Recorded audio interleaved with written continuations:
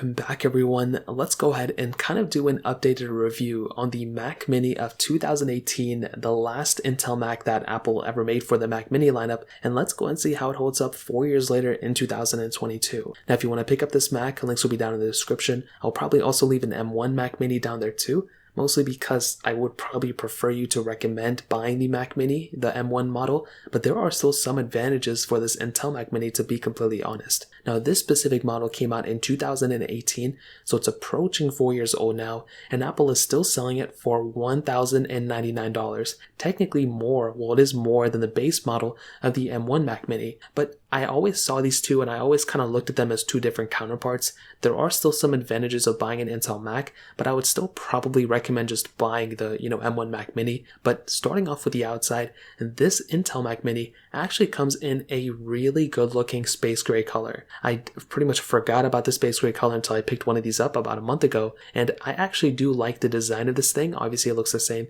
but I love the coloring. I wish Apple were to bring back probably like a rose gold color. That'd be really cool. But also with this space gray model, I wish they made an M1 model like this, but I definitely do like the outside of the specific model. You have the Apple logo up top, very slim design, definitely not that big, especially compared to the Mac Studio, and obviously no ports and anything on the sides or the front, but you do have ports on the back, which is actually really cool. So on the back, we have quite a few ports, definitely more ports than the M1 Mac Mini, which is interesting. I feel like Apple kind of dropped the ball there, but you do have 4 Thunderbolt 3 ports on the back. You have 2 USB-A ports, you have an HDMI port, and you have an Ethernet port as well. Now compared to something like the M1 Mac Mini, this thing has more ports on the back, which is a really cool thing to have. You can also connect multiple different displays. I think you can connect up to like 3 4K displays or 1 5K display and 1 4K display as well. Versus the M1 Mac Mini, where you can, I think, connect to 2 displays, but one has to be through HDMI and one can only be through USB-C. So there's kind of a pros and cons list there too,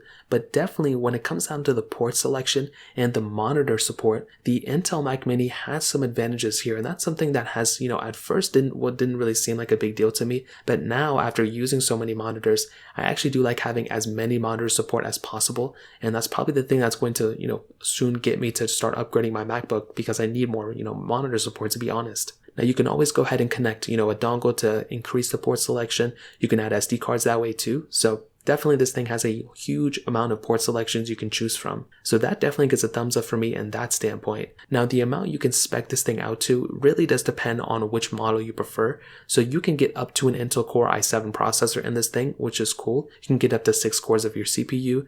It already comes built in with that Intel UHD Graphics 630 GPU. You can get up to 64 gigabytes of memory, and you can get up to 2 terabytes of storage. So when it comes down to this type of, specification, this is one advantage that you have. You can kind of mess around with it versus the M1 Mac Mini. You really only get that one model, but I do find the M1 Mac Mini to be a more future-proofed Mac just in general. Now, why do I think this?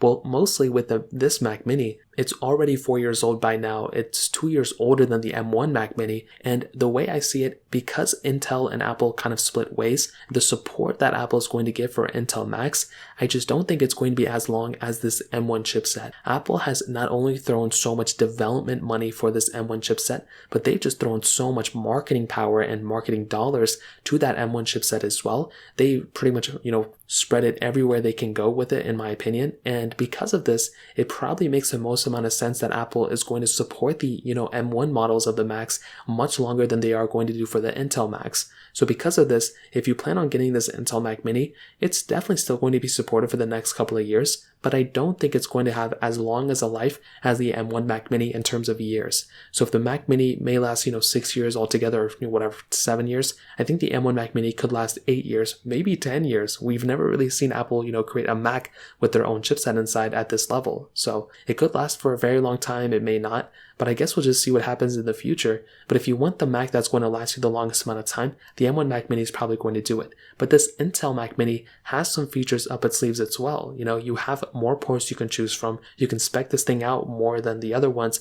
But with that Intel chipset, you have the ability of installing Windows Boot Camp natively on this type of machine. Now, why is that important? Well, with this type of, desktop computer that you can have straight just right on top of your desk, basically, you can go ahead and utilize full-on run Windows via Windows Boot Camp on your Intel machine. Right now, you can still do Windows on like an M1 model if you do like Parallels or something, but with Intel model Macs, you can just have that, natively built in, which is very cool. And in my opinion, that is something I'm always going to look forward to on Intel machines. I have an Intel iMac that I have Windows on, and that is something that I probably will never take for granted. It is one of my favorite things about this type of Mac as well. So without a doubt, if you're somebody who wants to go ahead and install Windows and game on Windows or use Windows applications, this Intel Mac Mini is probably the better way to go in my opinion. Now, another big thing to keep in mind is with the performance.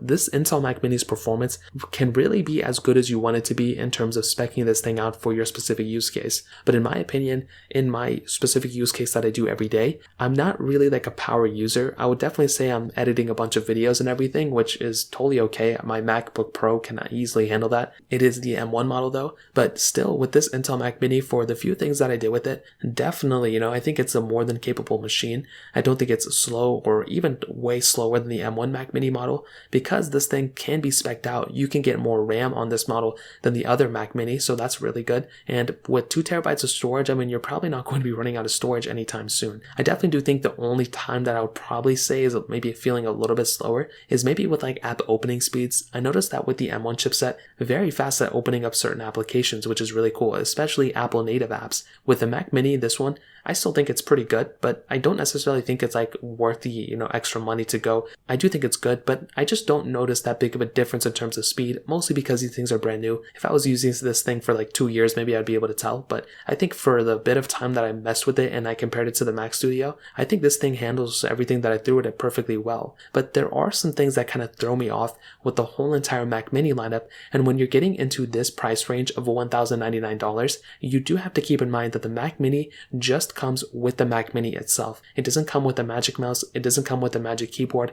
You're really just getting this Mac Mini. Now, why is that important? Well, there's another device in their Mac lineup, the 4K, 4.5K iMac, the M1 iMac, and that is something that I would probably recommend a lot more people to purchase. Why is that? Well, that thing comes with all the accessories that you need, and it also has that M1 chipset built in, but you're also getting that monitor built in as well. If you're somebody who is planning on getting a Mac Mini, you do have to keep in mind you still have to buy a monitor, you still have to buy the accessories as well, and this thing, for $1,099, that is kind of a price to pay for it in my opinion. With something like the M1 iMac, this thing starts at only $200 more, but you're getting the accessories themselves are probably worth, almost the $200 to be honest, but you're getting that monitor as well, and in my opinion, a better chipset too. So those are big things you have to keep in mind. Now you can spec this thing out for however many ports you want it to be on. You can get up to, 16 gigabytes of RAM and 2 terabytes of storage. I will say for a lot of these M1 chipset applications, you probably don't need a crazy amount of RAM.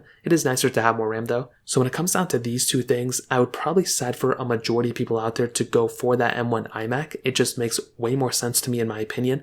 But this Intel Mac Mini is still a very good option if you can get it in the used market. But if you're going out and buying it brand new, I would probably just avoid it. Maybe, save some more money and get a Mac Studio. But this is a weird middle ground of a device, mostly because if you don't really need an Intel chipset, then I would just say go for the M1 iMac and, save some money in the long run. But if you do have the option of saving more money and, buying something a little bit more expensive, that Mac Studio is a worthwhile upgrade. It's about it's about $900 more than this thing, but it is definitely worth the money increase in my opinion. So that kind of covers it. That's kind of how I see the Intel Mac Mini in 2022. If you have any other questions or anything, let me know in the comment section below. Hit the like button, that would mean so much, but definitely hit that subscribe button. More importantly than everything else, I love every single one of you guys. Hopefully I'll catch you guys in the next video. Peace out till then.